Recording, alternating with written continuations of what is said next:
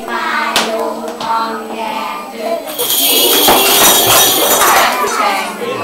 szárcsengő, tér, öblé, távolé. Nagyon gyönyörű, gratulálok! Ilyen okos gyerekek, hát igen.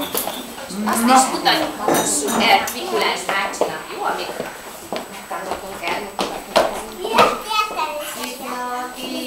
Itt lakik a villapó bácsi, háztető kis ablak, azon kukucskál ki, meglátni, mi van benn, ó, de jó is volna, nyissa ki az ablakát, öreg télapóka.